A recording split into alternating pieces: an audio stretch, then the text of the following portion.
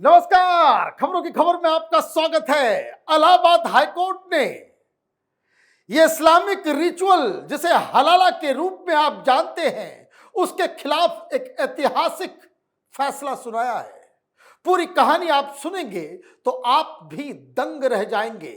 मामला एक माइनर का है जिसे बार बार शादी कराया गया और पहले एक मौलाना से और उसके बाद कई सारे लोगों से दूसरी बार हलाला कराया गया। और जब एफआईआर हुआ तो कोर्ट पहुंच गए सारे लोग बचाने के लिए कि ये तो इस्लामिक कानून में जायज है, एफआईआर को क्वैश किया जाए। इलाहाबाद हाईकोर्ट ने कहा नथिंग डूइंग। और साथ ही साथ जो बातें इलाहाबाद हाईकोर्ट की तरफ से कही गई, 19 पेज के ऑर्डर में जो बातें चिन्हित की गई, उसे आप सुनेंगे तो आपको भी हैरानी होगी। क्या खबर आई है, पहले उसको देखते हैं। Allahabad high court refuse to quash an FIR lodged against 9 persons accused of sexually assaulting the informant when she was a minor during 2016 nikah halala and later subjecting her to gang assault as an adult during a second double halala in 2025.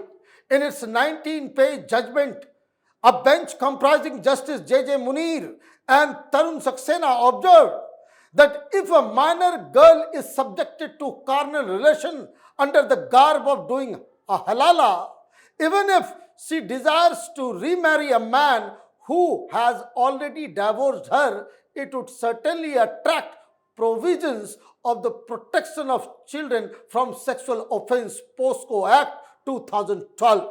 अगर बच्ची minor है, आपने शादी कर ली और वो अगर complain करती है तो पॉस्को अट्रैक्ट किया जाएगा। पॉस्को के अंदर सबके खिलाफ कार्रवाई की जाएगी, उसे एक बलात्कार समझा जाएगा। ये आप इस्लामिक कानून का हवाला देकर के ये सारी चीजें नहीं कर सकते। पूरी कहानी को, संदर्भ को समझेंगे। कोर्ट ने बहुत सारी बातें कही, इनके तरफ से भी जो अक्यूज्ड है उनके वकीलों ने भी बहुत सारी दलीलें दी। ये सारी चीजों को समझने के लिए इस पूरे केस को समझना पड़ेगा कि भाई हुआ आखिर क्या। जो विक्टिम थी उसके साथ 2015 अप्रैल में अजहर नवाज नाम के शख्स ने शादी की और उस समय वो सिर्फ 15 साल की ही थी। मतलब माइनर से आपने शादी कर ली। ये अपने आप में कानून के हिसाब से तो गलत है। ये क्रिमिनल कानून जो है लगेगा आप इसे जायज नहीं बता सकते, लेकिन जब शादी कर ली तो जनवरी 2016 में उसको तलाक दे दिया। और उस समय ट्रिपल तलाक जो है वो जायज था, तो तलाक बिद्दत दी गई। और उसके बाद कुछ महीने के बाद नवाज ने फिर से शादी, और जब फिर से शादी करने के लिए कहा गया तो ही ऑर्केस्ट्रेटेड अ निकाह हलाला इन नवंबर 2016 विथ मौलाना कयूम। आपने तलाक दे दिया और कुछ महीने के बाद आपने कहा कि भाई फिर से शादी कर लेते हैं। तो शादी कैसे करोगे? तो हलाला करना पड़ेगा। तो मौलाना कयूम से जो है आपने हलाला करवा दिया। इन 2017 शी रीमैरिड नवाज, लेकिन 4 साल के बाद उसने फिर डाइवोर्स कर दिया और दूसरी महिला से इसने शादी कर ली।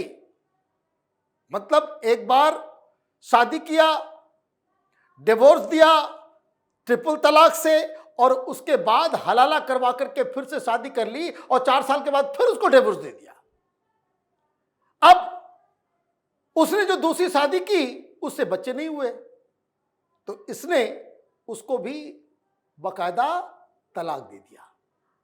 अब नवाज और उसके ब्रदर ने वापस इसको कन्विंस किया, इस विक्टिम को जिसने एफआईआर दर्ज कराया, कि परिवार में वापस आ जाओ, शादी कर लो, फिर से जो है वो एक साथ रहेंगे। और उसके बाद यह कहा गया कि तुम्हारी दूसरी बार शादी जो है वो हो रही है, तो तुम्हें फिर से हलाला परफॉर्म करना पड़ेगा, ट्वाइस ओवर। तो हलाला का जो है वो फिर से वो पूरा खेल रचा गया। और इसी प्रिटेक्स्ट के अंदर क्या हुआ कि उसके ब्रदर, नेफ्यू और बाकी सारे लोगों ने वो गैंग रेप इसके साथ किया नवंबर 19, 2025 को। और उसके बाद ये धमकी भी दी कि अगर ज्यादा बवाल किया तो तुम्हारा और तुम्हारे बेटी का जो है वो हत्या कर दी जाएगी। तो ये सब कुछ हुआ और हलाला के नाम पे वो पूरा कॉन्कॉक्टेड एक जो है एक बोगस निगाह फिर से जो है किया गया और उसको जो है शादी बना करके ये कहा गया कि भाई चलो भाई अब जो है साथ में रहो। अब फिर से शादी हो गई कि अब जो है आप नवाज के साथ जो है नवाज की आप पत्नी हो गए। अब इसने क्या किया, अब इसने जाकर के कंप्लेन कर दिया। कंप्लेन किया तो एफआईआर दर्ज हो गई। एफआईआर दर्ज जो है पॉस्को के अंदर भी हुआ, रेप के अंदर भी हुआ। 9 लोग अक्यूज्ड हुए, उसमें मौलाना भी है, पति भी है, उसका भाई भी है, कजन भी है, ये सारे लोग। अब हाईकोर्ट ये मसला पहुंचा तो ये जितने अक्यूज्ड हैं, माने पति, उसके सारे रिश्तेदार, मौलाना, ये लोग हाईकोर्ट पहुंचते हैं और हाईकोर्ट में इनके वकील ने क्या कहा, इसको जरा देखिए।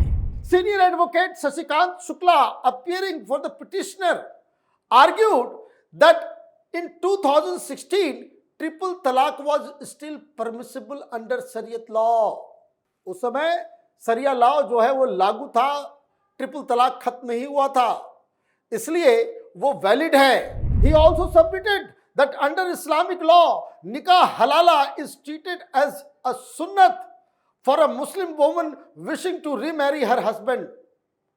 It was also contended that under personal law, marriage with a minor is never void but merely voidable, and since she did not repudiate it within a year of attaining majority, the marriage was binding.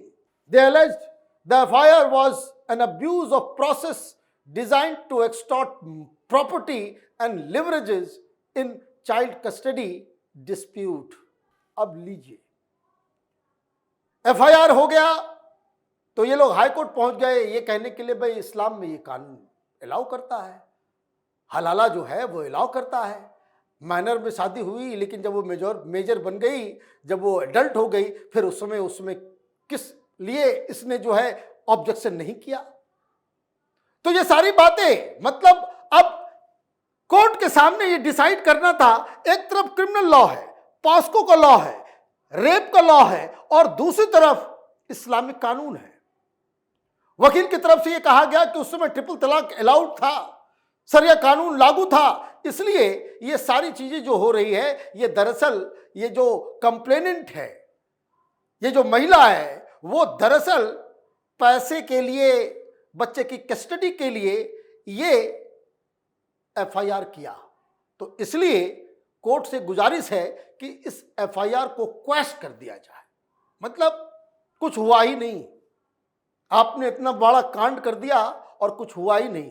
तो bench ने क्या किया, bench ने इस FIR को quash करने से मना कर दिया और उसके बाद क्या कहा, the bench noted that it was a prima facie case of raping a minor girl and later subjecting her to gang rape behind the same well in a far more crude and outlandish manner.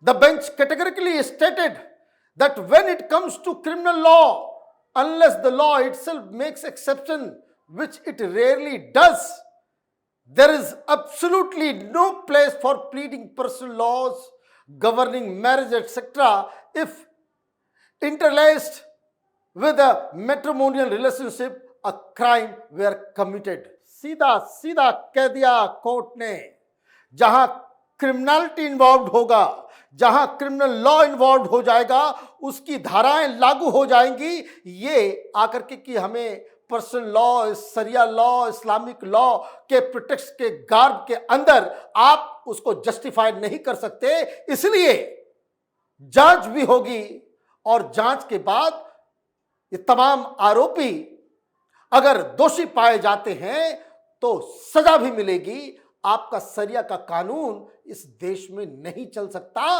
क्योंकि criminal law बिल्कुल clear cut है। अगर कानून के अंदर ही कुछ ऐसा प्रावधान हो, इस्लामिक कानून नहीं, हिंदुस्तान के कानून के अंदर अगर कोई ऐसा प्रावधान हो जिसमें आपको कुछ छूट दी जा सकती है, कोर्ट ने कहा लेकिन ऐसी छूट मिलती नहीं। आप ये जो सरिया लॉ का कि जो आप बात कर रहे हो कि भाई उसमें अलाउड है हलाला, वो अलाउड नहीं होगा। मतलब एक बड़ा फैसला, हिंदुस्तान में एक कानून, एक क्रिमिनल लॉ, तो वही सारी चीजों को गवर्न करेगा।